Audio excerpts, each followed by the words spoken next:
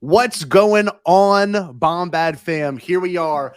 Today's stream has been absolutely incredible. I mean, we've raised so much money so far, and I'm just excited to see where this conversation is going to go today. Gerry, how you feeling, man?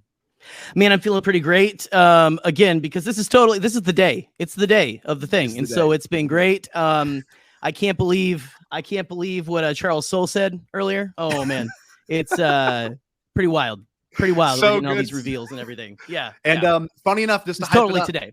Leading into this, we have Ryan Johnson with Alden Diaz at Octa Radio. So it's been a wild day, and I'm so happy for everyone to be here. But let's not waste any more time. I want to bring in the legendary one and only, a new member of the One and Only Club, our friend. Maybe the president of the One and Only Club now. Maybe. I don't know. Probably. But we want to bring in our friend Seth Green. Seth, how you doing, dude? Hi guys, I'm good. Welcome. This is awesome. How's your day been so far? Pretty good. Yeah, that's great. Yeah, that's awesome. No, it's great. Can you believe all the things? I've had a really good day.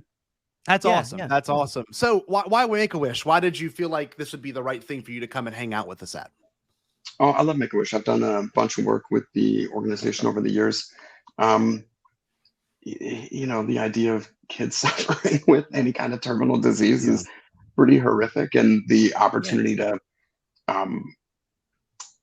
even shift their mood slightly, make them laugh, make them feel good. That's an opportunity I always jump at. I completely agree. And that was the whole goal of this day, was to, get a bunch of podcasters, creators, celebrities like you to come in here and be able to help us meet our goal of 10,000. And at this point, obviously this is a pre-record. We don't know if we've even reached the goal. We may have at this point. So no, we're for sure. We're like way over the goal. We're past. Okay. We've kicked it into the sun right now in a good way. Yeah. John Cena is like the greatest advocate for the organization, and if anybody could kick anything into the sun, it's Cena. Man. You can't see. You wouldn't be able to see it, but he could kick it into the sun. Yeah, I love making that joke so much. Any like wrestling callback in Cena's world now is so funny to me. So when he's on press lines for Peacemaker, and people are like, "I don't understand, why do you have this empty space between you?" That makes me laugh so much. It's so silly. They're like, "What are you doing here?" There's just like a helmet floating in space. It's weird, right? It was the best. I've read so many interviews with him, and he talked about Metroid at one point. He's like, they got to bring a Metroid game back. And like they did a new one a few years back, and I was like, man, that must have made his day. And we couldn't even watch him play it. That's the worst part. We wouldn't even know if he liked it. You wonder how many controllers he goes through and everything? Like, those, I feel like he crushed them. I don't know. You say that, but he's one of the most delicate.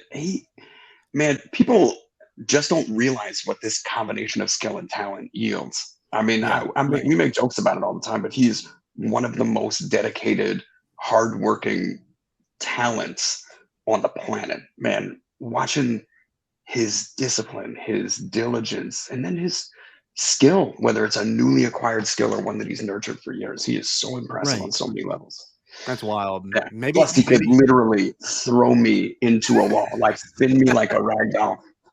He can pick me up with one hand, no problem. Right? Yeah. Oh, yeah, no problem. One hand, no problem. Yeah. I was in a tag team. I was in a tag team match with Triple H and John Cena, and there's a picture of them both trying to lift my arms in triumph, and both of their arms are bent because my arms are fully extended. And they both realized at the same time, they're like, "Oh, we could rip this kid's arms clean off." Yeah, that's amazing. I was gonna say they're gonna Chewbacca you like right there in the middle of the ring. Yes. Nobody wanted that to happen. So obviously that's not the picture anybody got. No, especially the censors. No, they'd have to blur that out. It's fine. Yeah, they would. Oh, that's fantastic. Well, one thing we actually start off with every guest. Now, this is something that's really cool because we've had the opportunity to talk to a lot of people, and we always ask these same three questions. Now, you might know it instantly. It might take you a second. Gerry and I are going to share ours first before we have the opportunity to hear yours. But we do this thing called best, favorite, most fun. Now, I've always felt that Star Wars can be broken into those three categories because it's very difficult. You know, it could be anything. It could be comics, it could be movies, video games, it could be the TV shows, whatever it is, books. It's very hard to like have your definitive absolute, this is it can't get any better, because there's still so much of it being made. So just to kind of, mean of the storytelling itself, or like my own experience around it? It could be movies, it could be the entire like maybe a book, maybe a show, or like whatever, you know, like it's just a really good gauge to see someone's, you know, Star Wars fandom and everything. Like, and what those are the core tenets. Those are the core elements of it. Well, I'll listen to both ears and get a sense of it. So we usually start off what we call our what we consider the best Star Wars at this point so far as of this date. And usually I don't even know what would signify best. The one that we put on, we have like a genuine emotional reaction to, that is just something that can't be explained. It's just perfect cinema. It could be a perfect book. It could be anything. Perfect TV even now at this point. At this point, from just, you know, observing a lot of what we got, the sequel trilogy, I still think the best Star Wars to me personally is The Last Jedi. And there's obviously deeper reasons for that. I love that Ryan's coming on next after this segment for that reason, but there's something so beautiful about Luke's journey in that movie, and, you know, Rey and Ben's journey as well. And that's why I think it's just the best. It's shot incredible too. What do you think, Gerry? What's your best? What would you consider your best? No, sorry. So honestly, I think our answers probably are similar, because again, I think filmmaking wise, for me, story wise, I think Last Jedi tells a very interesting, unique story. In everything. So like I've got to kind of, I go either there or Empire Strikes Back. Both of those feel, you know, very, and I know Empire's like that's like the very, you know, white bread answer and everything. But like, but yeah, no, I've honestly, I'm gonna be boring. And Scotty, I also really enjoy The Last Jedi, the themes and everything. To me, it is the best of kind of what we've got there. Yeah, so, I get that. Yeah. Now, now are we gonna do the next one here? Okay. Well, I want to see if Seth, or we want to see Seth. Yeah, I don't know if you had enough time to think about it, you know, because it's kind of a heavy question. Well, it's an interesting distinction to say something is the best Star Wars. You're saying this is the best representation of the entirety of the concept, and right, like the clearest translation of it, or the best execution of what you feel are the core tenets of Star Wars. Yeah, right. Yeah, that is a heavy question, I guess. That's all we do here. Heavy questions. Yeah, somebody, I forget what podcast I was on, but they tasked me with making like ranking everything, ranking movies and shows, and what was your number one and what was like your number 18 or whatever it was at the time. And I remember like my orders, just as far as the priorities and stuff being different. So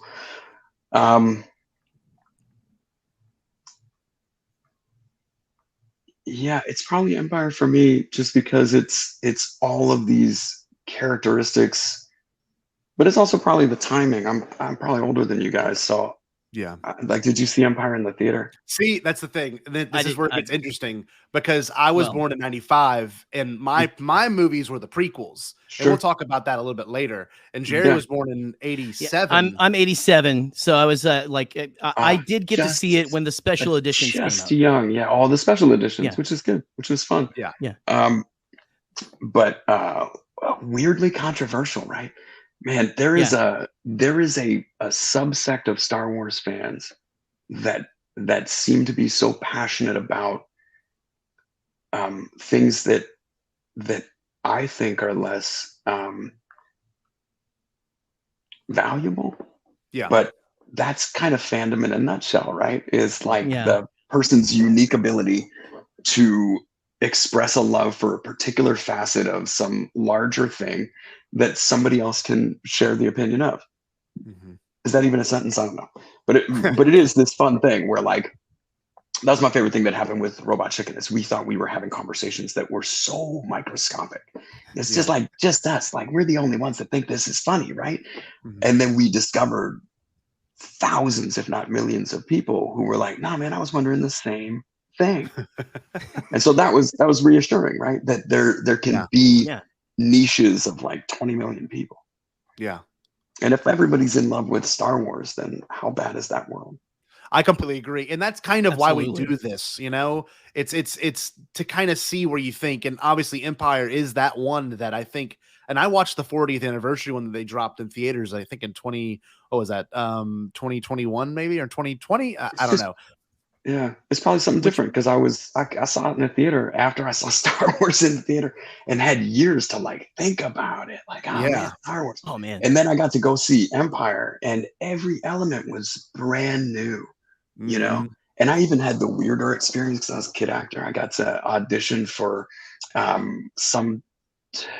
it was like the new figures, right? It was whatever the new figures was. And the copy for it was Han Solo this and Luke Skywalker that. But the toys that we had were just the first. Now I know they were the first like line copy off of the production. Yeah. The first like paint masters, and they were like, "Be careful with these." But so I had a cloud car pilot and an AT-AT commander, and I was like, "Oh my god, I can't believe I'm holding Star Wars figures before I even know what this movie is about." Dude. And the commercial was for a Wampa, and they were like, "Run from the Wampa" or whatever. And I was like, "What is a Wampa?" Like I couldn't even audition properly because I was such a squid about Star Wars. So by the time the movie comes out and I see the guy in that outfit, I go, "That's not Luke Skywalker at all."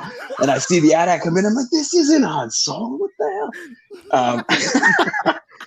But there is something about, I know for a fact, the fact that I saw it at that time in that context is what makes it feel the most of Star Wars for me, because everything that's come since has been inspired by all of these original things that I was just lucky enough to witness in the right timeline. That's beautiful. I get, I've had that conversation with a lot of Star Wars fans because there should be no elitism. No, I agree. Among the why. And I'm always annoyed whenever people try to bring that context into the conversation. Like the best conversation I had, it's always about how Star Wars will be 30 years from now, how each one of these elements just reinforce the idea that Star Wars has an access point from literally every direction. And anyone of any generation can discover it and love it and share it. Yeah. And look, that's us.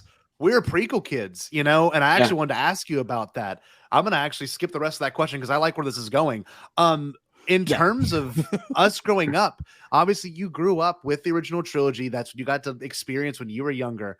When the prequels are coming out, because I know that was like your boom era. That was when Austin Powers was big, Buffy was, all those things. You were probably so preoccupied with life. The second Austin Powers came out, right? Like the year that Phantom Menace came out. I'm bad at that. I got to, because I was, but I got to go to Skywalker Ranch for the first time and see a screening of the Phantom Menace like a week before it came out. Yeah, with MTV hosting an event, right? So that's how I got to see it. I got to meet George Lucas. I got to be on Skywalker Ranch and got to meet all the firemen with the X-Wings on that. I was like, oh my, I could, there was food and snacks and like R2-D2s and the Osborns and the cast of charge. And we were all like, holy cow, this is Star Wars.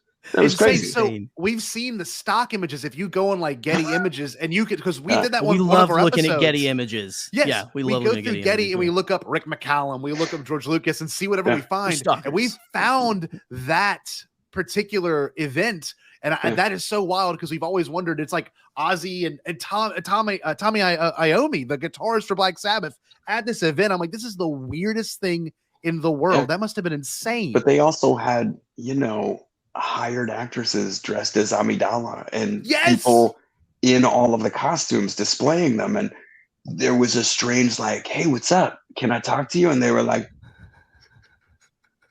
I was like, okay, cool. I get it. But I was so sprung on the entire idea that it was overwhelming to take in. I had prepared for the idea that there was going to be new Star Wars, but when I got to go witness it under these circumstances, it was so much to take in. So I got to tour the facilities and like see it all, and it was just nuts. It was just nuts. Oh, so by the time we actually watched the movie, we were all like, oh, it's the greatest thing I'd ever seen. Like every moment of it. I'd already bought toys for it. Like I was already in. Oh yeah. Armloads, right? Yeah. Well, I mean, I had definitely learned a little bit. It's just so complicated because I'm a collector for as long as I've been a fan. Yeah, right. And I think there was an entire culture that got caught up in the release of new Star Wars toys in '95, predated the prequels even. Yeah, They're just sort of testing the waters of like, how would this stuff sell? And it sold so much and so fast.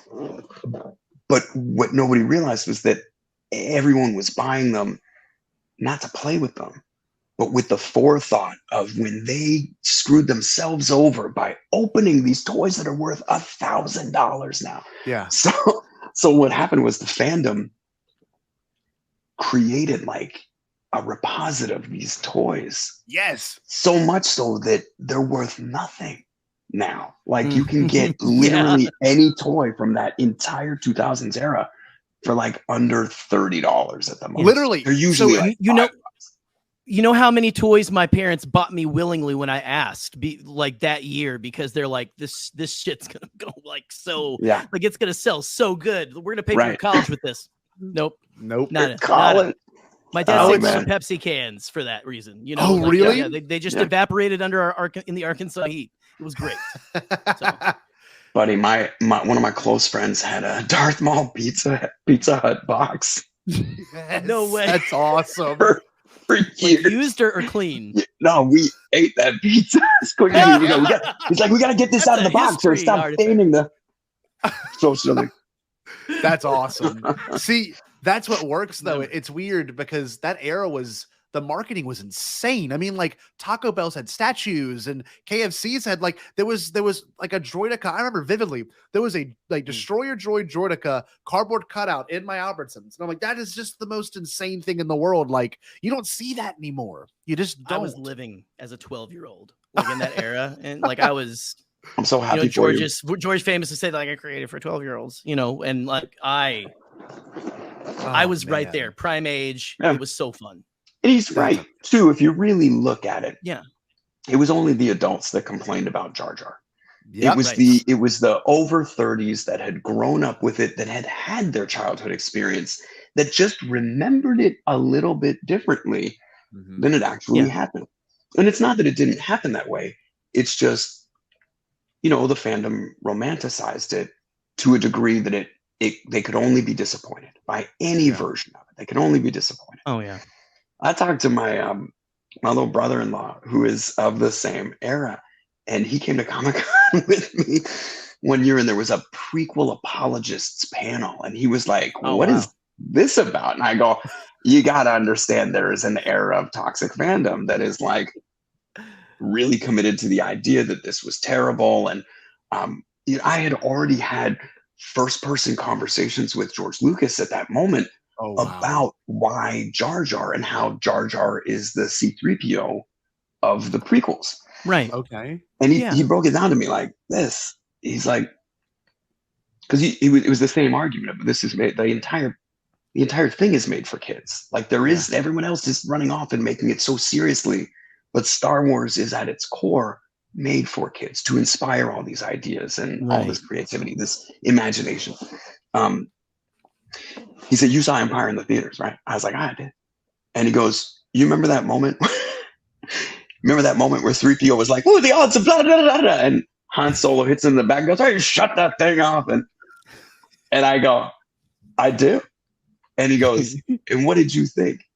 And I said, "I thought, are they ever going to turn him back on again?" That's true, though. And he said, "Yeah, because you're 10. Oh, I love that. And then he said, "Do you remember? Can you remember how many adults cheered when Han Solo shut off C-3PO?" And I go, "I do." And he's like, "How'd that make you feel?" I said, "I think I started crying." Wow. And he's like, yeah, because you're 10. Man, yeah. But you know what? It makes so much sense. Jar Jar is literally in our logo, if you can see it. Yeah, we're in between Jar Jar. We're big Jar Jar apologists here, and that's what we're called. No one need apologize. Yeah, it's all the love. Exactly. No, not apologists. Yeah, no, you're absolutely correct. He's the best. Yo, also there was some weird stuff that got pulled off. Like one of my favorite, because I love toys that never should have existed. There was a lollipop of Jar Jar's tongue. Did you guys ever see this thing? Yep. We've done bits with this thing, haven't we? And yes. Stuff like, man, we love like it was bumpy and everything, right? Oh yeah. It was just like it also why would you comes out of his mouth, and then you're like making out with Jar Jar. French Jar Jar. Yeah. Any way you cut it, this is weird. Like the premise alone is strange, but when you think about guys, I got it. Sweets in all flavors. Jar Jar's tongue. And someone said yes, and they signed off, and it got into production, which is insane. I know, but I love the vision, and he's never really confirmed this. It will never go that in the C3. But I love the oh man. Yeah, I love the vision of George as just a little bit of a cultural provocateur. That when someone comes to him and is like, George, we want to make and distribute globally a lollipop of Jar Jar Binks' mouth that opens to reveal a rotating tongue. And then they showed him like the work. Yeah, boss, it rotated. So then they worked up a prototype. For a fact they've worked up a prototype, and they're like, check it out. I like to think that somewhere in there, Rick was like, it kind of looks like you'd be making out with Jar Jar. And then George was like, let's do it. Go for it. Yeah. Oh, wait. So this is one thing I wanted to ask you. Nobody will ever confirm that, but in my heart, I love to think about him that way. That's how it went in my head now. That's what I'm going to say. Yeah. It's exactly how it went down. It's so funny because obviously a lot of what we get in Star Wars is the merchandising of it.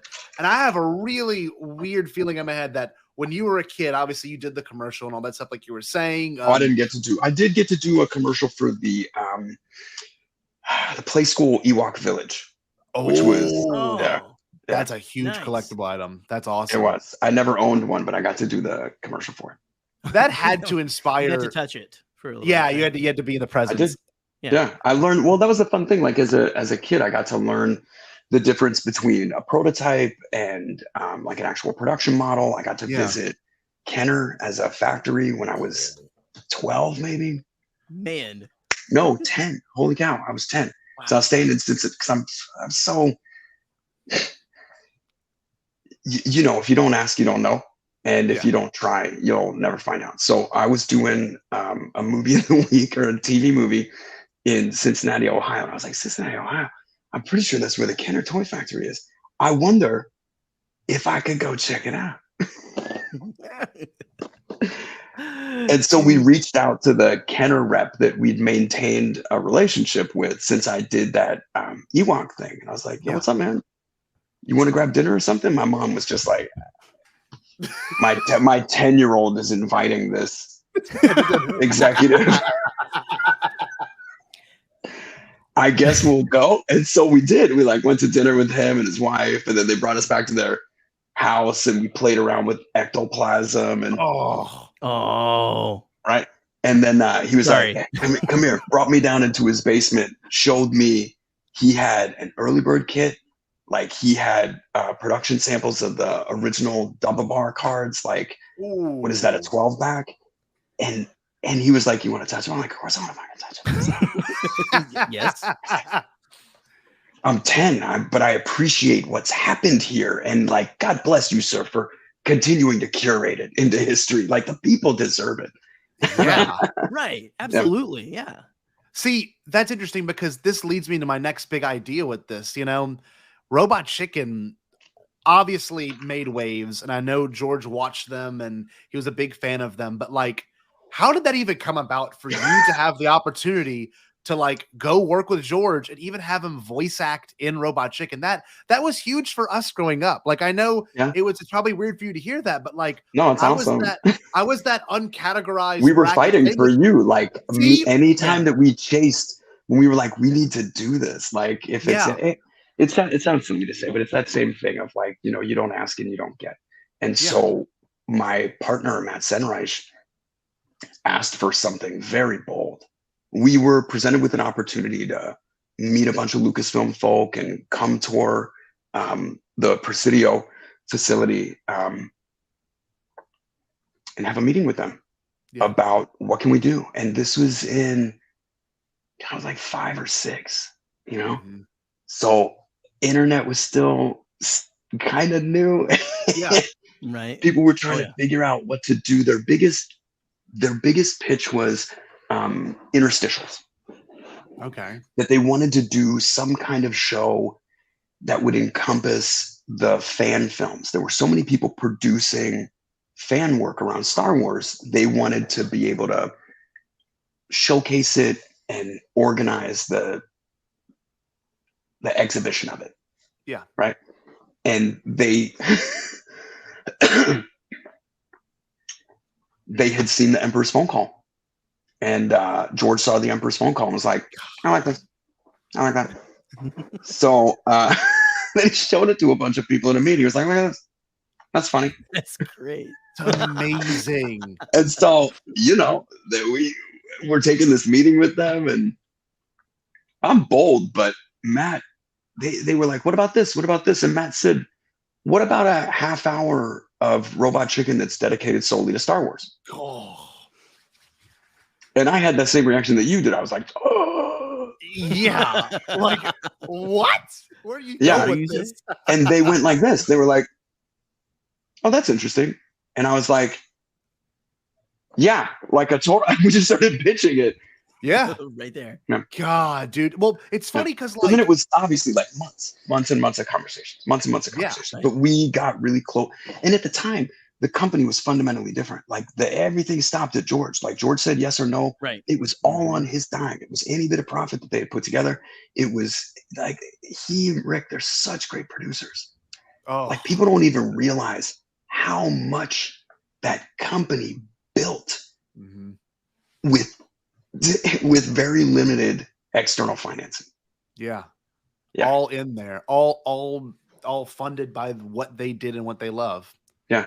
Well, it also pioneered all kinds of technology, like technology that would yield things like Pixar and Avatar. Right. You know? Did you watch Light and Magic yet? That was the ILM documentary. No. Just saw that. It's really good. It's really good. Yeah, of course. But they go into all that. And you know, it's funny. You watch a thing like Robot Chicken, and you can just so tell there's a difference between like parody and then truly making fun of something, because y'all loved it. And I knew watching it as a kid, I'm like, these people, like, they're making fun of the prequels, but not because of the things that people make fun of the prequels for. You just made fun of it as if it was any Star Wars thing. And that always meant the world to me, because it never felt like you were shitting on what I loved, which is a lot of what we grew up with, was people like Jar Jar stinks, Attack of the Clones is terrible. And, you know, people are entitled to those feelings, but it's a general cultural cynicism that I think is cyclical. Like we see, there's a big resistance against it. We've had a wave of it. Entertainment-based cynicism. I don't know. I think all of these things are really just opportunities for us to find commonalities. I think that all of this entertainment, all this passion is just in an effort to make it easier for us to relate to each other. Oh yeah, absolutely. Yeah, I love that. And like, but like Scotty, you talk about you were a kid. Like I was in college when Robot Chicken came out, and when that special came out, like I was right out of high school into college, so it was like perfect. Like I was like right there, like this is great. I'd always been like, you know, a child of like pop culture and everything. My parents took me to see Ghostbusters 2 at too young of an age, you know. But you know, like it was 1989. No one paid attention to ratings. Like my parents took me to Jurassic Park at 6. You know, it was great. Yeah, my parents let me show Porky's at my 12th birthday. Oh no, oh, that's amazing. It was the the best Wild West informed decision. I don't know. At the end of the movie, they were like, guys, we should probably have a conversation. Yeah, why don't we come over over here, everybody. All right. Women don't behave this way, and let's have a talk. Yeah. So I actually want to ask you about this because, bringing in that kind of, preconceived notion that people hated Jar Jar and whatnot, that he ruined whatever, all that bullshit. Yeah. But I wanted to ask you about this in particular because Ahmed Best came back and did Robot Chicken. And like, I know you saw in recent years, he was like contemplating suicide after the Phantom Menace because of how bad it had gotten for him. But that really must have been cathartic for him to come in and do really well done bits and sketches about that character. That I appreciate you for that alone. Because well, thanks guys. I love Ahmed so much. He's such a brilliant talent and such an exceptional human being. And getting to watch him win an award for performing Jar Jar was literally one of the greatest. I've never like that was so cool. It was just so cool.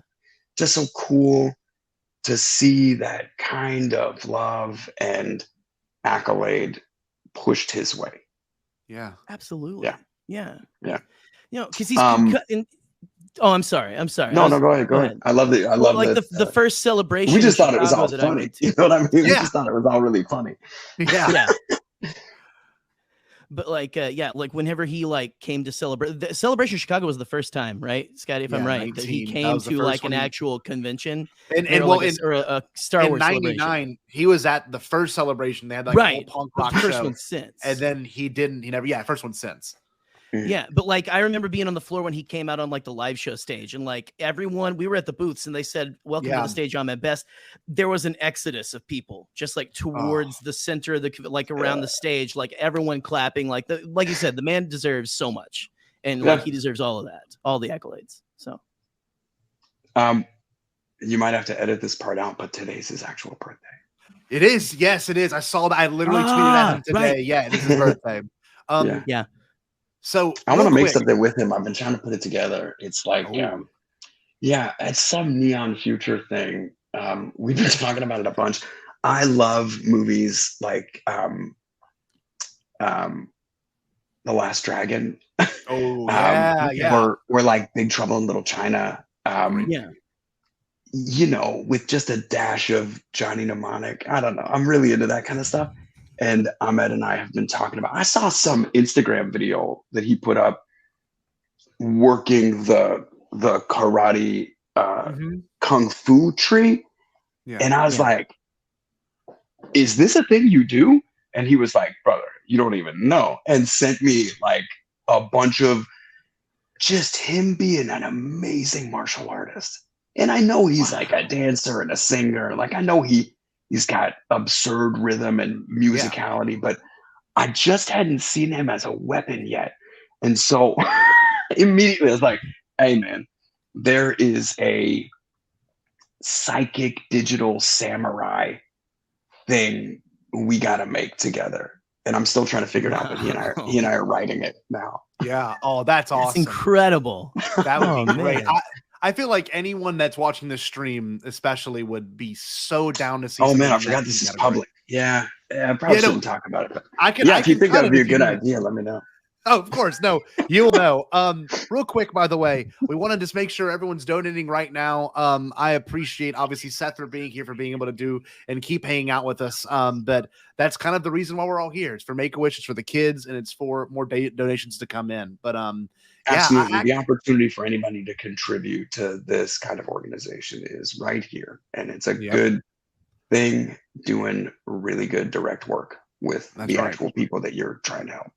And the donations, by the way, directly go to Make-A-Wish. There's no in-between person. There's no one having to handle money. It's directly to their website. So it makes it all that much easier that no one has to handle it except for the company themselves. So, and also no disintegrations. So zero fear of that. No. Yeah. Not here. Yeah. Not here. So this is funny with Robot Chicken. I know you had Breckenmeyer come in and do the voice of Boba Fett, and that was like one of my favorite bits because I know y'all are such good friends. Boba Fett you can tell. But it's just like the he deserves to have that like same credit that like Jeremy Bullock has. You know, obviously he was the physicality.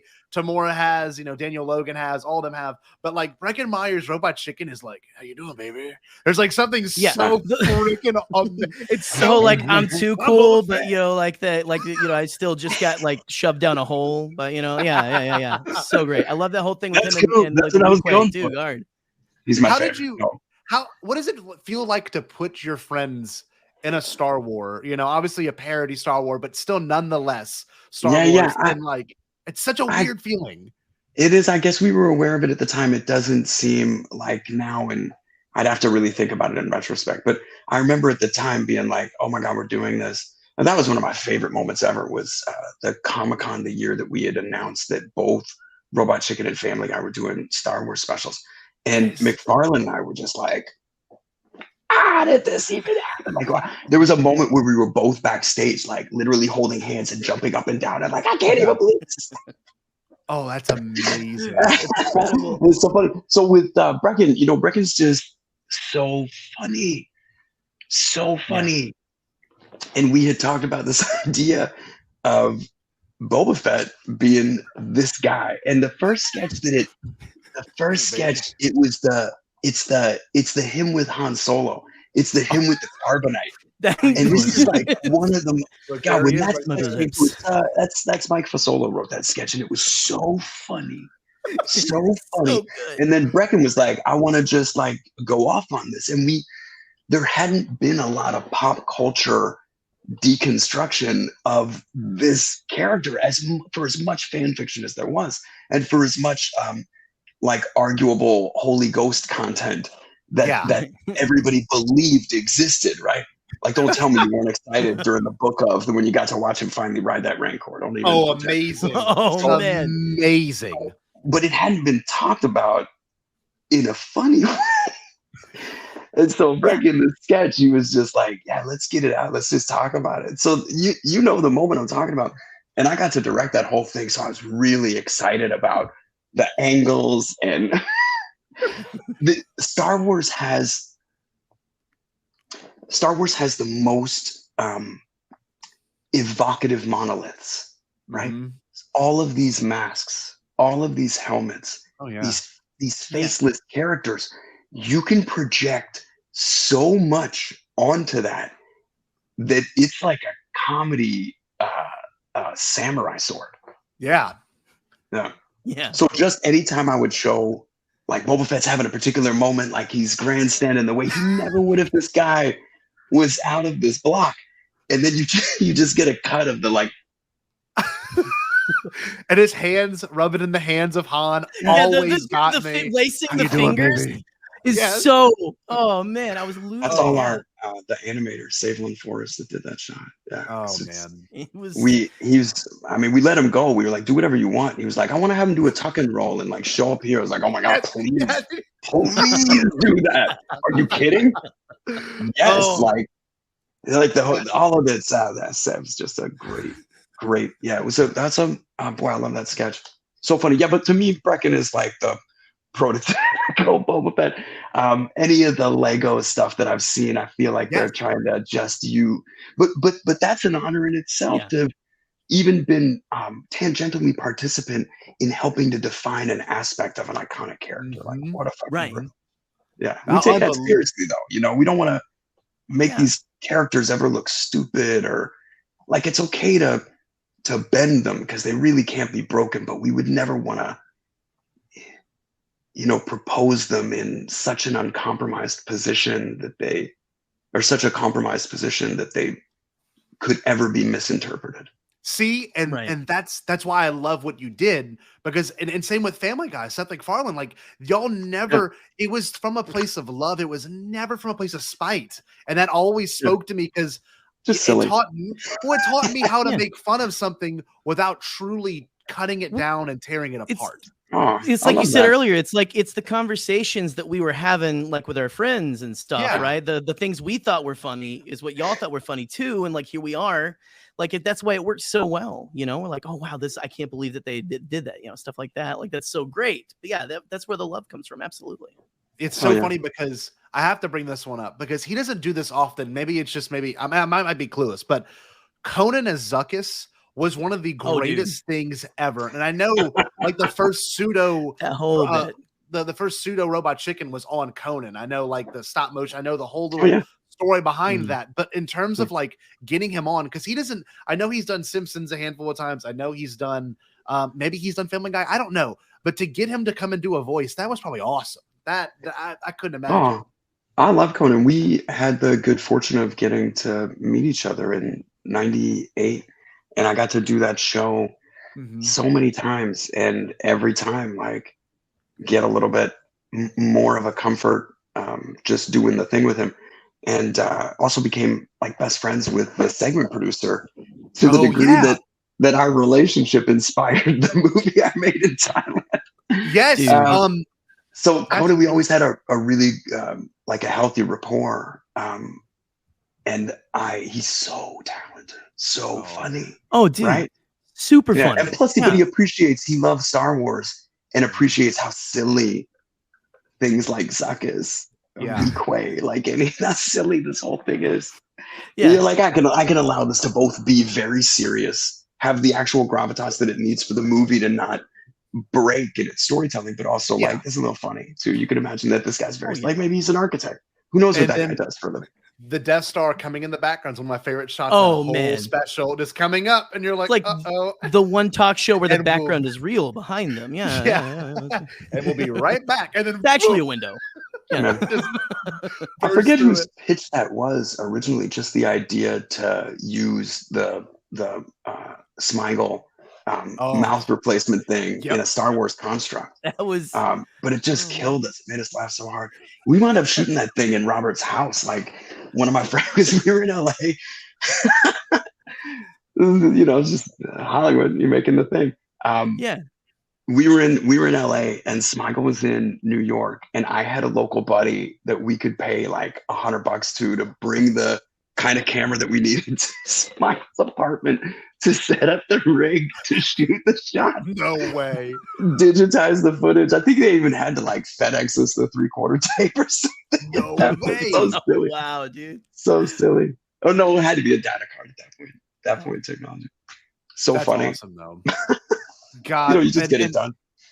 It's funny because something else that you did, at least to me, that I always was impressed by, was getting George Lucas to like. Obviously, he's always made fun of his own thing. He's never taken it seriously. We coined a phrase on here, and I'm going to send it to your publicist because we made a video called "Why We Love George Lucas," and it's this idea that he can make fun of his own fictional empire, and like. It's what he can do. It's what he's good at. And so if you don't mind, I want to play a clip. We do this on our show often, and it's one of the funniest George Lucas's clip like of all time. And it's the Mara Jade one. And it's incredible.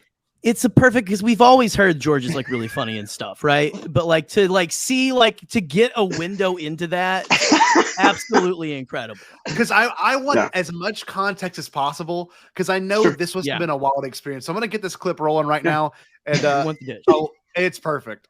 As the creator of Mara Jade, wait, I am not the creator of Mara Jade. And I want you to get out of this office right now. I'm sorry, Seth. No way. You brought it on yourself. I don't want you here. I'm so sorry, George. I didn't think it would go like this. Out. Ted, I got your voucher. Out!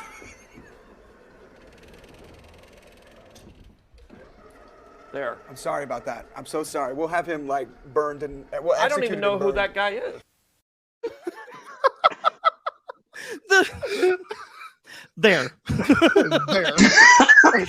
It's so perfect, man. How did you? He has all the energy of a pro wrestler at the beginning too. You're like, yes, I want you.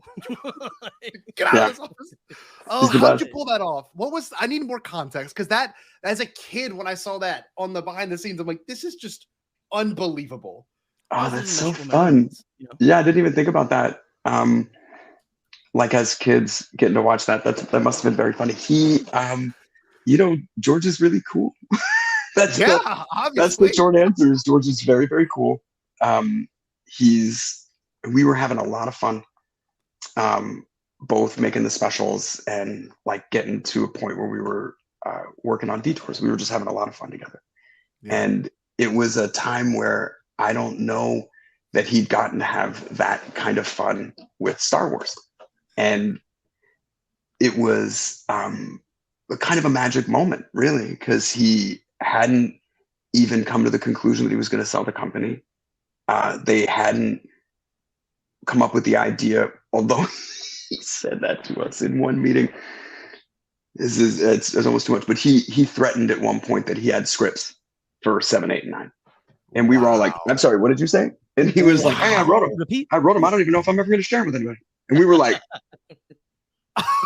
I couldn't even imagine. We had to carry on. We carried on for years after that. Yeah. Oh, that's incredible. That's there's something to that, though. You know, there's something to that man's ability to make fun of his own stuff. It's just 100%. So charming. Well, this was such a silly thing. We had convinced him that it was okay to do very silly things. I had convinced him. So that clip, it came out of like our third Star Wars. I'm pretty sure that was with our last Star Wars.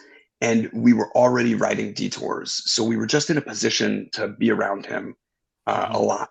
And I was in a position to make him comfortable with ideas that might seem outrageous on first blush. And you know, not for nothing, but I was able to relate to him as somebody that got recognized or that could, in public, take a little bit of pressure off of him from having to handle any questions or whatever. Yeah. You know what I mean? Like I can jump in almost aggressively and like, excuse me. Like, yeah, of course. Yeah, that shield. Yeah. Well, so we had already convinced him at that point that rather than taking group photos at the end of each session, that we should take like 1 to 2 pictures a day. And that way, each of these writers that were coming to work on these things that really just wanted a moment with him could more specifically culture a great frame. And, okay. And he was amenable to that, to the degree that we have some of what I think are like the greatest pictures of him ever taken, because he's got such a great sense of humor, and he's an incredible storyteller, and like a really unrivaled visionary. Yeah. So he was just down to have some fun, and I pushed that as far as I could.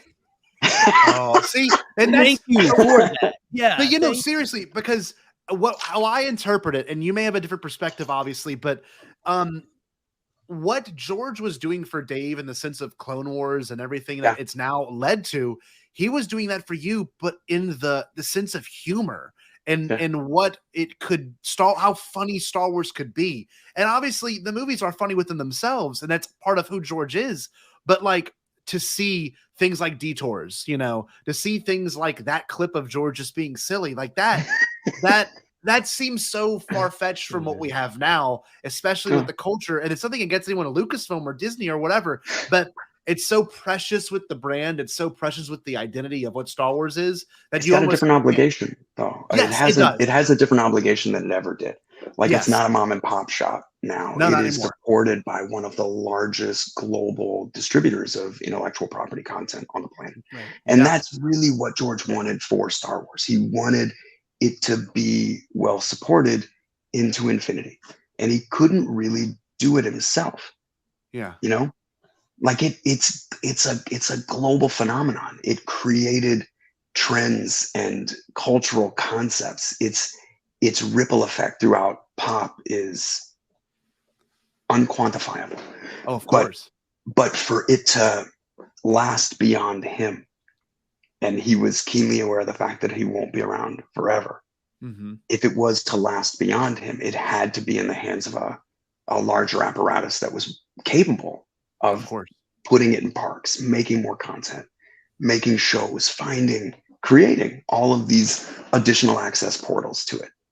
Right. Well, and that's what Detours was for what I thought it would be when it was coming out when I was younger. And like, I mean, to have, 39, 40 scripts, like, our episodes done. Like, I thought, wasn't it like pretty much all in the can and animated and everything. Yeah.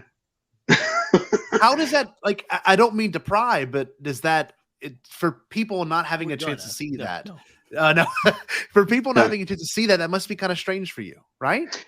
It is strange. It's strange, you know, probably in the same way that anybody that worked on the Batgirl movie feels strange about all the time and effort they put into something, all of the emotion that's connected to creating something that doesn't exist, and then not getting the satisfaction of sharing it with an audience. Like, it is a strange thing, but I really, you know, I was so authentically reflective while it was all happening. Oh yeah, I can imagine. Just what a privilege it was to even be in these situations, and to be, even in those moments, partially responsible for even a contribution to the conversation of what is Star Wars. Mm-hmm. So, you know, one of my favorite, you talk about what your favorite things is. There was a day where we were settling on artistic interpretations of key characters. And we had a bunch of studies around a character description or dialogue we'd written or that. And it was like a whole room of just all of these printed out images that artists had been rendering for weeks. And George was like, "You want the red pen or the green pen?" No way. What an amazing question. And I said, I don't even remember what I took. I think I took the red pen because I was like, I just want to be, I was like, I take the red pen. And then when we walked around and when I was like, this guy, what about this guy? He was like, he's kind of bland. You don't need so many humans. The whole point of Star Wars universe is that it could be anything. Mm-hmm. So get creative. What is the best visage for your character? What is going to give you consistent comedic opportunities? Yeah. It was educational, even at a point when I thought I knew so much. And it was such a privilege to sit at his foot and just hear him drop whatever he felt like saying. And also to create an air of nonchalance about it so that he felt comfortable not being worshipped. Right. See, and that's where I feel like it must be weird for him, because I know, like you said, you grew up watching this stuff, and to sit across from that man and work with him. Yeah. As an actor, I have to do that all the time. Like, if I'm going to work with heroes of mine or major influences of mine, or even like somebody who's unbelievably impressive to me, I still have to be able to show up and do the job and believe that I'm there on purpose to do exactly what I'm there to do, fearlessly and without any shame. Oh, that's incredible. Like, you know, it's hard learned. And I couldn't imagine having to get over that. Well, like you have to sit there and not sweat, you know, bullets and everything, you know, and like in front of these people who like you kind of just wrote my childhood. It's fine. Whatever, you know. Well, it's funny because he doesn't really want that from anybody. Like, he just likes telling stories. Yeah, he just likes telling stories, and he would love it if you were like, "Wow, what a great story." But he doesn't need you to tell him like about the important moment. I think that the thing I've seen him receptive to is when somebody says, "Hey, my dad and I really shared this about Star Wars, and it was so meaningful." He's like, "Oh, cool." Yeah, that's his response. No, that's amazing. God, I couldn't imagine how many of those conversations you had with him up until, you know, whenever. I mean, the last time you saw him, you know, I got to witness a lot of those conversations. It was actually what changed the way that I approached him. And it's because I got to go to those MTV things. So the first two of those MTV things, I was just like, I can't even believe it. Of course. And by the second one, I watched him at the second party. I already had my laminate signed enough. I got all this stuff at the first time. So I was like, I just kind of want to be here and witness what's happening. And I watched person after person after person after person after person after person after person after person come up to him. Mm-hmm. Show the tattoo, talk about the thing, like need to like tell him and get like so close that you could feel him. I was at a distance and you could just feel him like, okay, cool. Yeah. Cool. Yeah, that's great. Thank you. Thanks. And it really hit me for the first time. I'm like, this guy's famous. Yeah. Like famous in the same way that like a musician is famous for everybody's favorite song. And he has to deal with everybody telling him each time they like, made love to that song, or like drove on an open road to that song, or like rescued a puppy and that song was played, like whatever the thing is. Bob Dylan was not like, oh, cool, that's exactly why I wrote it, stranger. So it's like a lot to bear. And I've seen that in musicians my whole career. Like I've witnessed a lot of musicians in person. You see the way that they are forced to kind of make peace with however you interpret their creativity, even beyond their intent. And I saw George in that way, in that moment. I was like, oh man, I've blown it every single time I've had a conversation with him. So when I got to go to the third one, when I got to go to Revenge of the Sith, I got asked by MTV to interview George around the archives. They wanted to walk George around the archives as like a piece of half-hour content. And would I, with Topher Grace, interview George? And I was like, yes, I will. Yes, I will.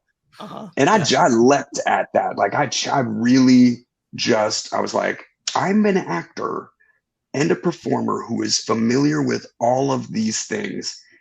And I'm going to approach this hero of mine as a peer and see how that goes. And he was open to it. And he cracked jokes and felt comfortable around me. And we did that tour around the archives and shared a couple of winks in private, even while we were being filmed. And I was like, this is the greatest thing ever. Oh, dude. And it was like a hack for me. I was like, right, be normal. Just be cool. Like, just be cool. Just be cool. Don't like need to talk to him about any of this stuff. And it created opportunities down the road to ask him those questions in a context that wasn't aggressive or defensive or anything. Yeah. That's amazing. This is amazing. Like, that's kind of the treating him like a human being. So when anybody talks about like, oh my God, how do you feel that the show, people may never see this show? I have to say, like, man, that just happens. Sometimes that just happens. And I got to have one of the most memorable experiences of my life over several years, and now have a relationship with him, with this company, with this brand. Like that's the trip about it. And I take that responsibility seriously too. It's like, I've got a lot of footholds in Star Wars. That feels incredible. But I also want to be true to what it means and never, take it too seriously or take it too lightly. Yeah. Yeah, of course. It's funny because of that era, the other person we have deep interest in, and we've tried to get him on the show several times, is Rick McCallum. And like, I have a deep love for that. Like, I have 3 signed things. I got a custom print of Rick and George with lightsabers. Like, Rick is my dude. What was it like being around He's worth him? it. Oh, He's the greatest. What was it like being around him? Because he is like, he seems so Hollywood, but in the sense of like, we'll get that. He seems super chilled out and laid back too, at the same time, and intense at the same time. I mean, there was the. I'm sure you've seen it.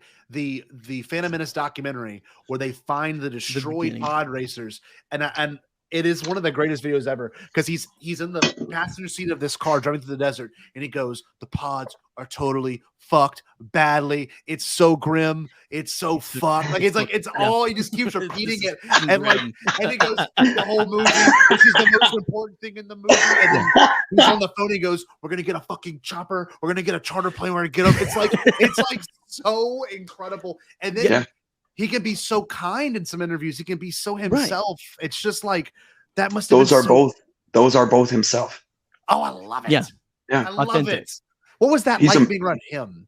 Oh my God, I love Rick. And I really considered it all precious time. Although he pointed out something that, because Senreich and I got to take meetings with him all the time.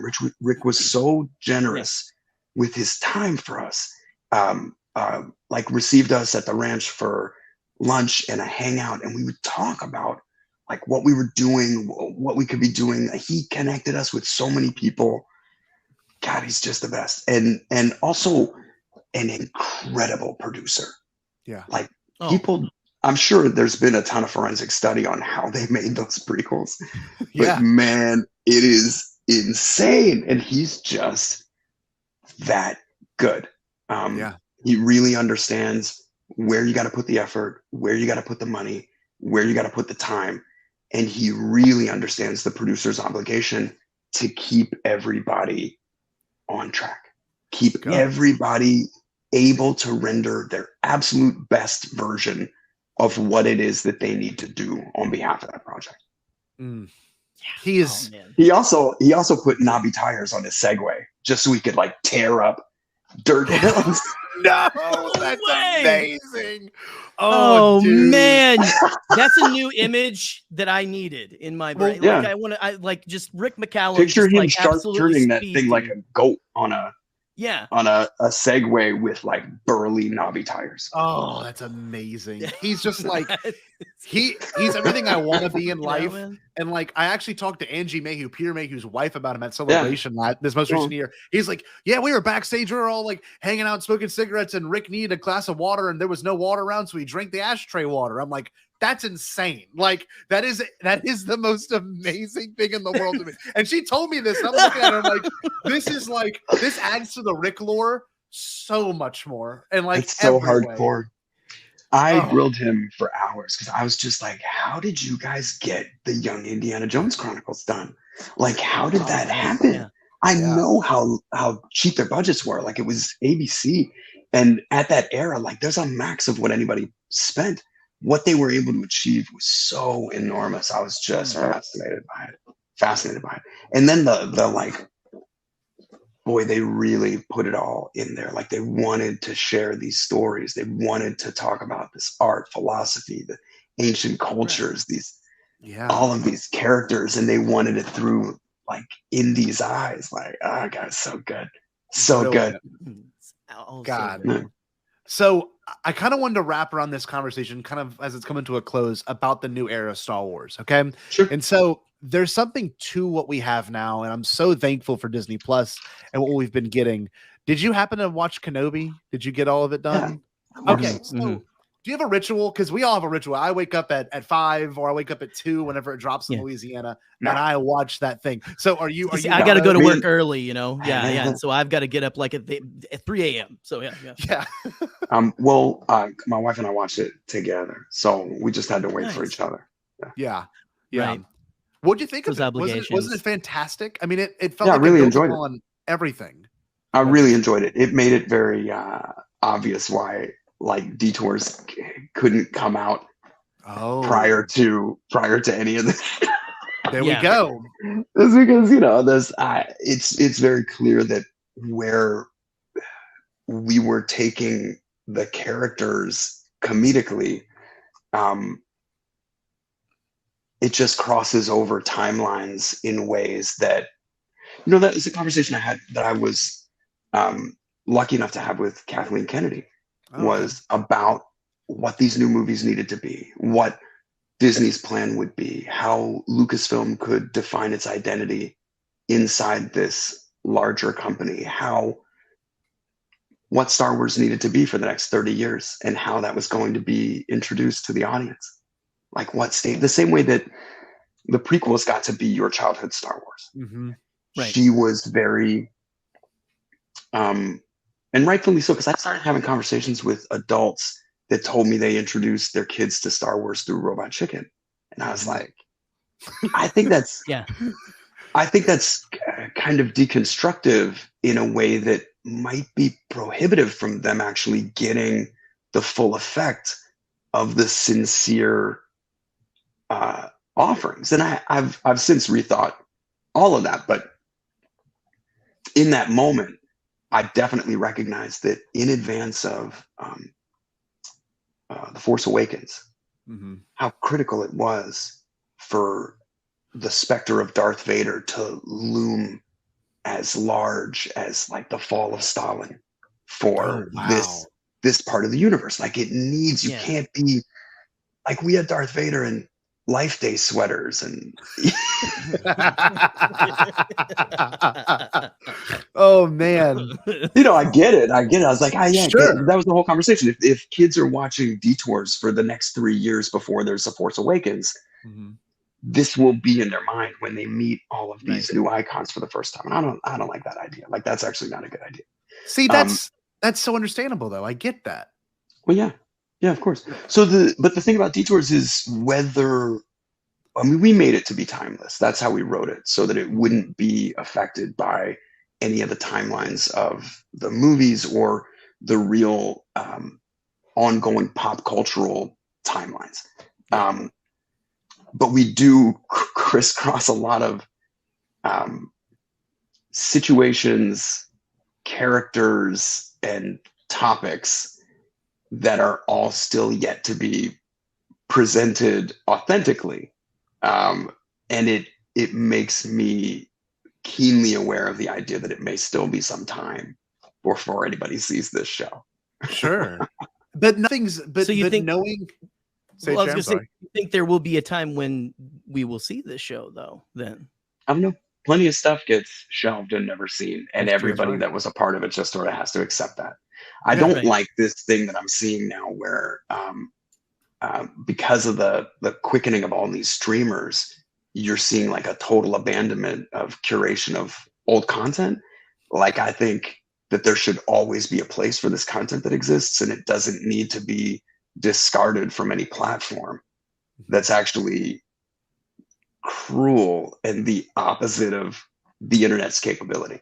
Yeah, that's the internet's founded on being able to do whatever you want with whatever you want. That's kind well, of... it's also like, if you can find a terrible headshot of me from when I was 8 years old, you should be able to watch 3 seasons of this or that series. There you go. Yeah, Absolutely. I agree. Yeah. It's all there. It's all there. That's amazing. I love being able to talk to you about this stuff. But one character that made a reappearance that no one saw coming from Bad Batch was Toto 360. And I was so excited. That was so awesome, because it was so surprising with the Cad Bane reveal, and then him getting shot in the leg by Hunter. I was like, this is amazing. This is so badass. What was that like to come back? Because I know you work with Dave directly, and to have it be with a couple of different people, that must have been a little bit different, right? No.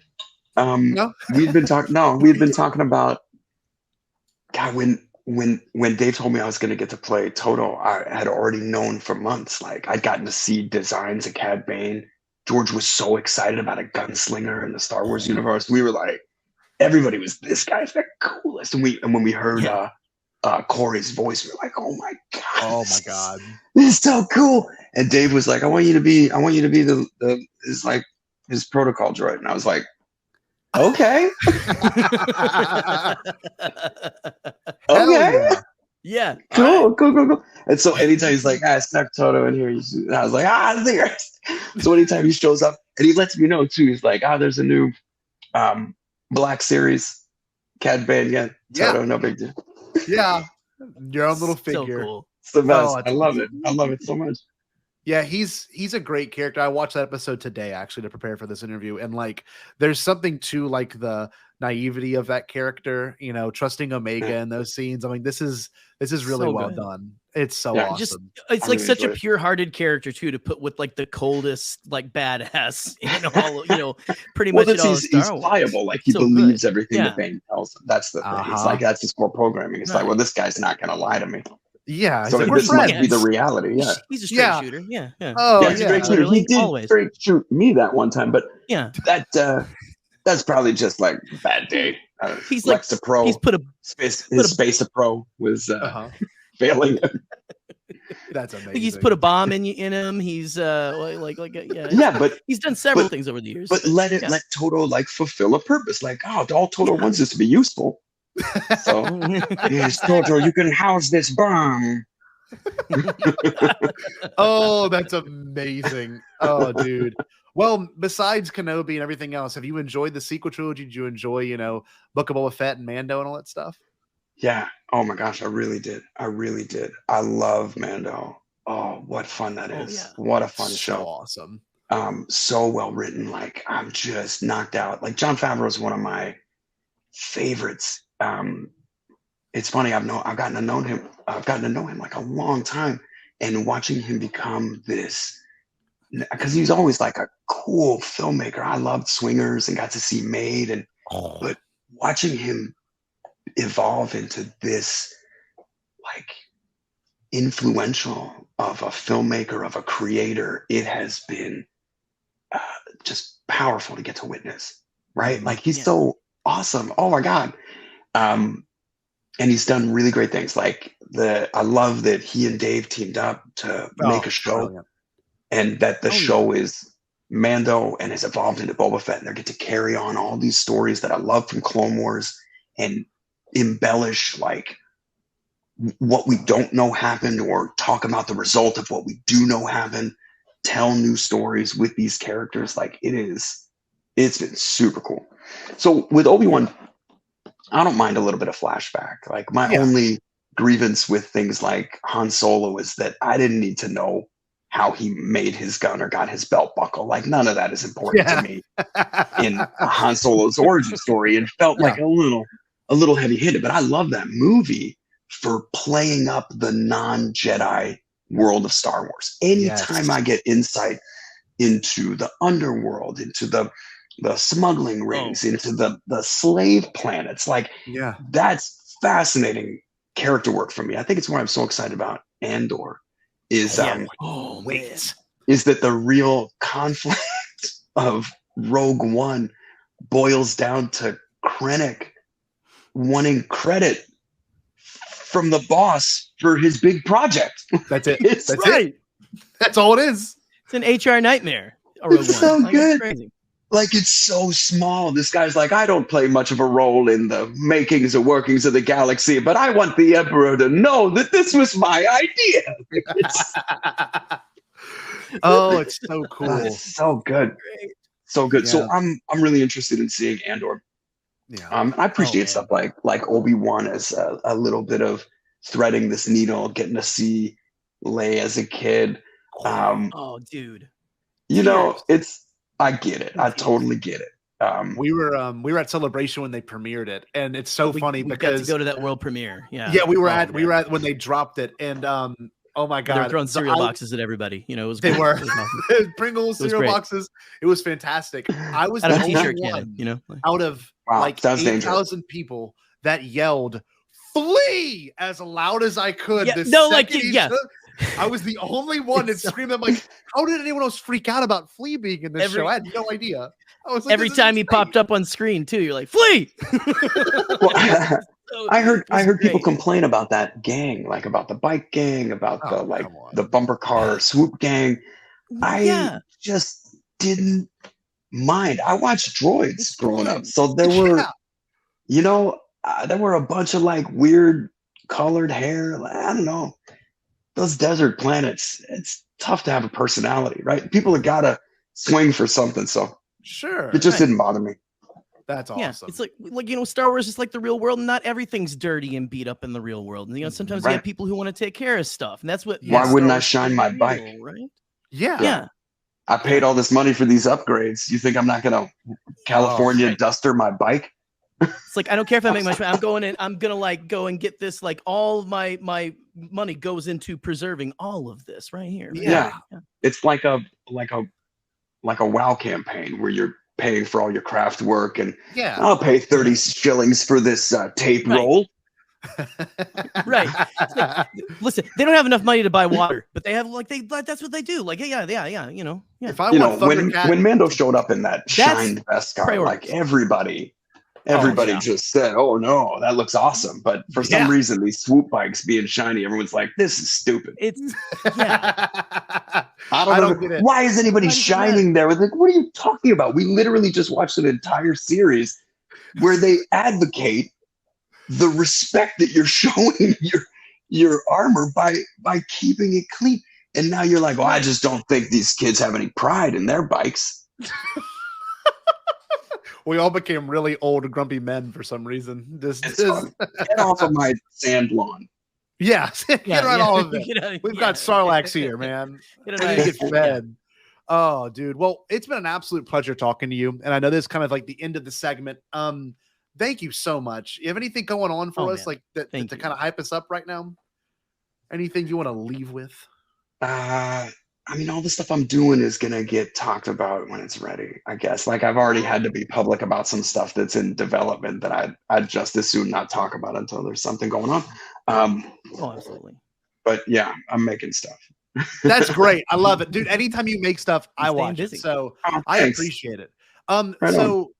Real quick, obviously this is all for Make-A-Wish, and thank you so much, Seth, for donating your time to get this done. It's really is there any way you could read a little ad that we have written out for I guess you could, for a commercial that we can run for the stream? Is that possible? Yeah, what are you thinking? Sure, I'll send it to you right here. If you look, there's a private chat button to the right of your screen, and it says it's if you click on it, you can see. Oh, my buddy left an old reference in there. Cha-ching. We'll have to talk about that later. I know you know what that is, but I do. But is there any very weird tangential reality of my life?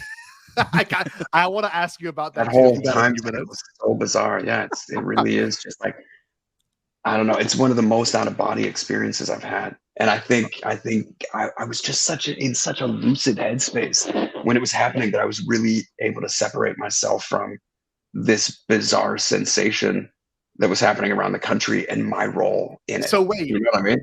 I'm born and raised in Louisiana. So like I heard cha-ching as a little kid, right? And my dad was at that Raiders game you were at, and he told me that he was like, yeah, I saw Seth. Look, I'm gonna play a clip from it because I want to talk about this for 2 seconds. Imagine Seth Green loose on the floor of the Dome in front of more than 70,000 screaming, yelling, chinging fans. So what's it like to be Seth Green tonight? The spirit is amazing. Cha-ching! So wild. So good. I know, but I want you to imagine a 17-year-old that had been acting for over 10 years that was suddenly the center point of this attention while being keenly aware that it had nothing to do with me. Like nothing, literally nothing to do with me. And I was like, this is funny because I'm role playing. Nobody knows I'm Seth Green. Nope. I was at the time working on a network series from the creators of Soap on ABC. Wow. And they were like, and everybody that met me was like, hey, cha-ching, bro, you think you're going to like stick with this acting thing? And I was like, yeah, I think I might. I don't know. I think it's going somewhere. Yeah. Let's find out. New Orleans. Oh, dude, I'm so sorry. But it was a different world. And I'm so grateful that I had the like wherewithal. I think I had just seen Luke Perry on something talking about how to balance the concept of Beatlemania, how to reconcile that volume of attention, that level of emotion with the performance that he's giving, and being able to kind of bridge that gap so that they could share a lucid moment with him. I love that guy so much. I didn't even realize I was talking about him, but he, so I think that made me wanna, I was really able to compartmentalize that and have like a bird's eye view of myself in that experience. It's like, well, you better put on a show, kid.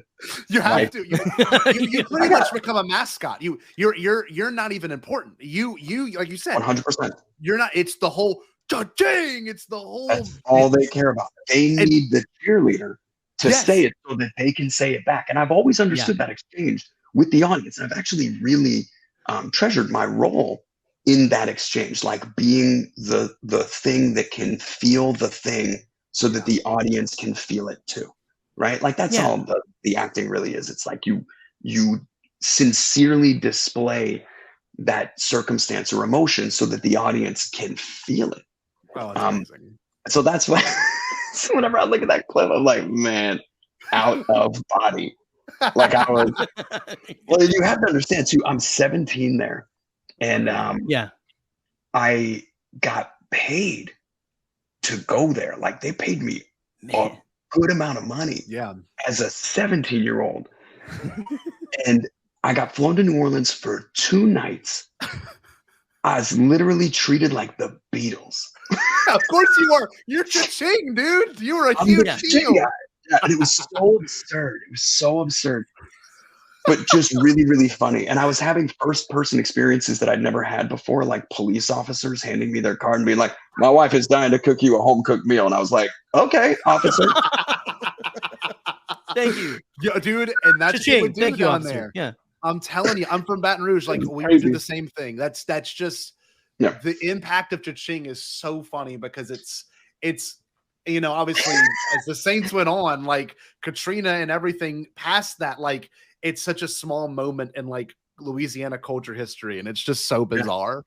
Like me too. It's very funny that's me because it's not me. It's not me, but it is me, and I lived that experience in real life. Just like I got the you know what I mean?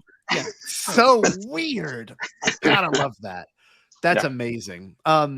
Yeah, dude. I just grew up hearing it, and I'm like, this is so funny to know that you were just a puppet. Essentially, you didn't even exist. It was. Just I'm gonna show you something that I still have from that. I can't wait. My dad's gonna eat this up. You have no idea, dude.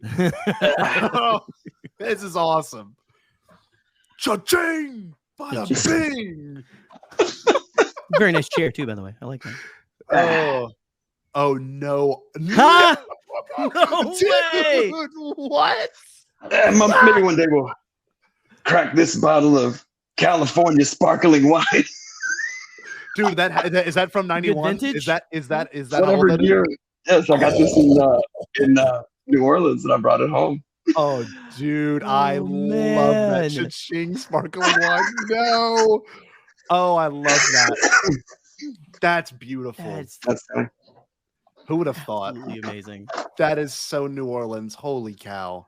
The best. I got to go to New Orleans a couple times recently for weddings, and like ran into motorcycle cops, and they were like, "I remember you, cha-ching." So wild. Oh, that's awesome. That's amazing. That's so great. Oh, that's awesome. Yeah, sure. Hey, come on, Scotty. Come on.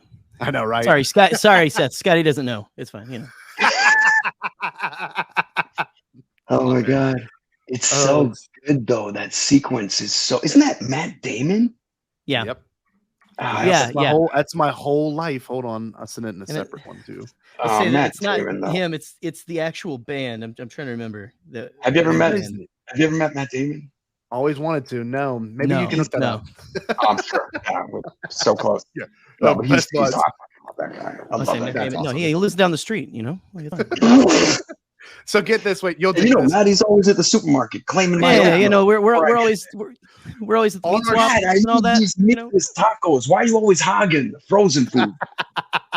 On the show, my neighbor in this Bombadcast universe is Paul Stanley, and he'll show up every now. Not really.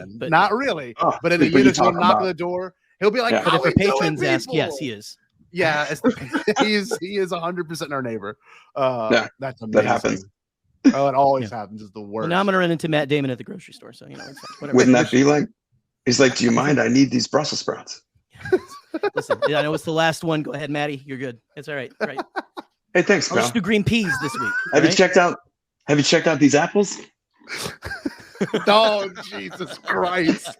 Yeah, he does it. He's like, he knows. It's like Cuba Gooding Jr. dropping "Show Me the Money" sometime. He knows everybody's waiting for it. Oh, it's amazing. You get it. You got to give the people what they want. Cha-ching, you know, like stuff like every once in a while. Cha-ching! God, it's been a while probably since you said that. No, weirdly, no. It's come up more. No way. Yeah.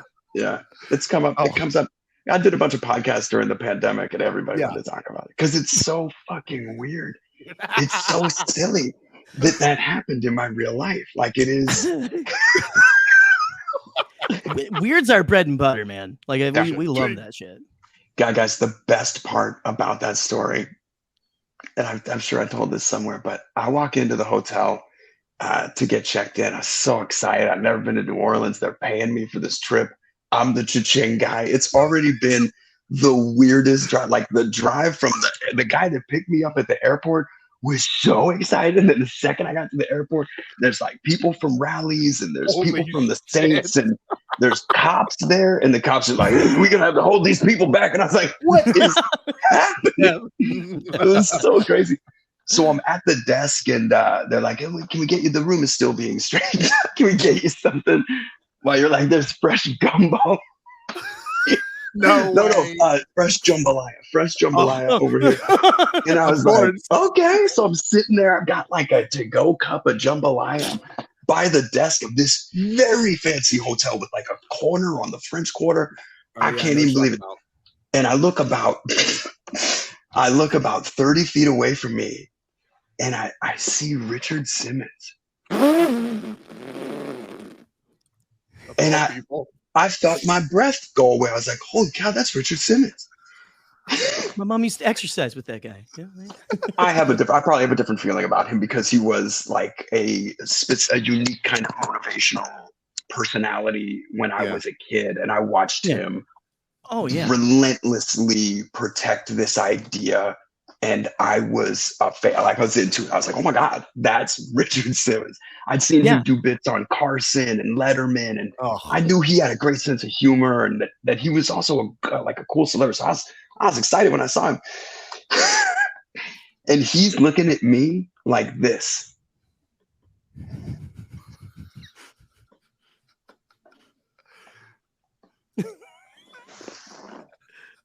And I say to the guy from the company, I'm like, hey, I think that's Richard Simmons.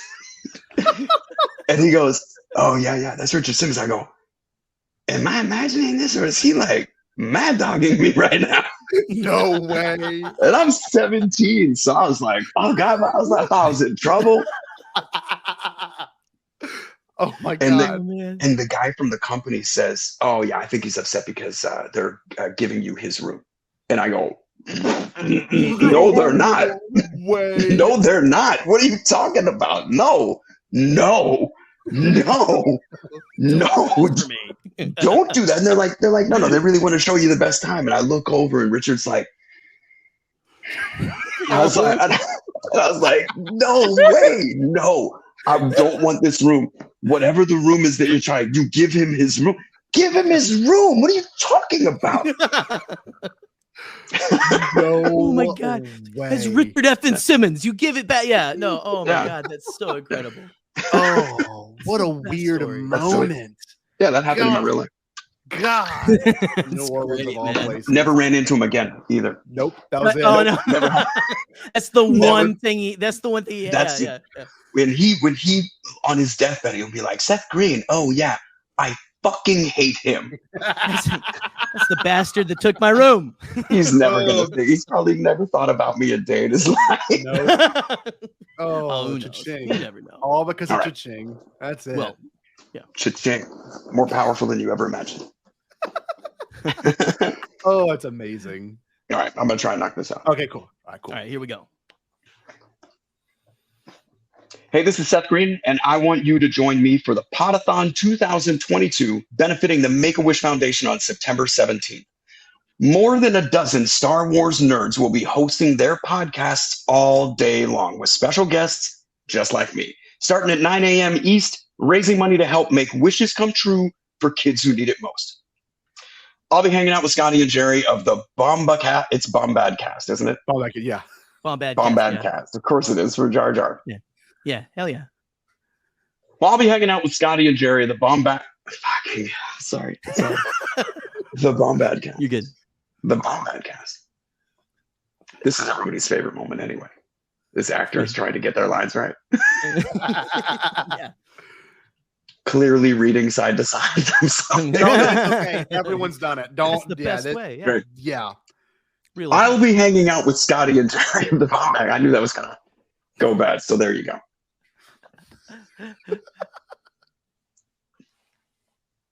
I'll be hanging with Gerry and I'm just fucking with you now. Oh shit. Oh, come on, man. I'll be hanging with the Brokeback cast. No, it's I'll be Django with Hottie. No, hold on. I got this.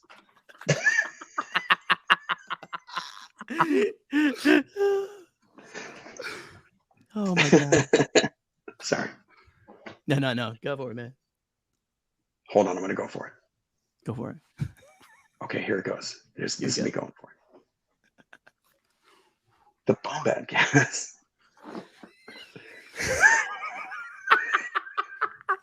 What the fuck? Well, this is just for us now. Now we're just enjoying it. See, this is what improv's all about. That's right. We're learning for the best. Absolutely. All right, here we go. I'll be hanging out with Scotty and Gerry of the Bombadcast at 7 p.m. East, 4 Pacific, and I hope you'll be there to support this great cause. Get more information and donate today at thepodathon.com. What are you waiting for? That was awesome. That was beautiful. Thank you for that little moment. So those outtakes were great. We have one more thing we do on every show, and if I don't mind you doing it, I don't like taking requests, and I don't want to make you feel uncomfortable in any way possible. But we don't want you to know that we worship you. Yeah. No. Yeah. We don't want you to know that. But obviously we grew up loving what you did, and we have a catchphrase called "Stay Bombad," and it's what we say at the end of every show. And we have some pretty iconic roles. Chris Griffin being one of them. I would love a Seth Green Stay Bombad and a Chris Griffin Stay Bombad, and possibly, if you can, the nerd from Robot Chicken saying Stay Bombad. That would mean the world. Oh, I love that. And look, here's the phrase. Look, if you need a... It's you just read Scotty's shirt. Yeah. Right on. Well, I would encourage all of you to stay Bombad. You know, when people ask me what I like to stay, I always stay Bombad. So now I'm mostly concerned with being accused of cultural appropriation by saying stay Bombad, but I appreciate the sentiment with which it's delivered, so I hope that everyone who's out to cancel me would just think that maybe I'm coming from a peaceful place when I tell you all to stay Bombad. Seth, that was amazing! Oh, dude. Oh, that's fucking awesome. Thank you so much. Fucking rad, dude. Oh, dude. This was amazing. Thank you so much for your time today, dude. This was Thank you. We hadn't, I mean, obviously we knew it was gonna be a great conversation, but I from the heart, from the event and everything we're handling and doing right now, this is going to be so tremendous for Make-A-Wish and for what we've got planned. And thank you, really. Good. My pleasure. Of course, dude. Did you guys ever see the promo that we made for the first Star Wars special, where it's George on the therapist's couch? Oh, amazing! Talking about how we talked him into it. Yeah. That was probably my favorite coup, and it's only Lynn Hale. Like Lynn Hale made that happen. Lynn Hale and Tracy Canobio made that happen. Because we were pitching it, and all of the guards were like, "No, this won't happen." And then Lynn was like, "I don't know. I think he might want to do it." And so she asked him if he would do a bit with us, and he said that he would. And it was the coolest. In that moment, I was like, man, this guy is everything I've made him out to be. God, so awesome. I actually have the clip pulled up right here. I think it really is fast to the draw. Yeah. It is one of my favorite ones because it's to me, it's like almost so unlike what you would expect from a big creator like him.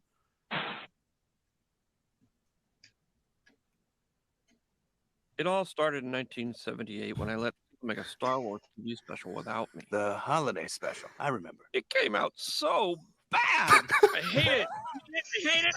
George, remember what I said about controlling emotions? Yeah, can't follow the dark side.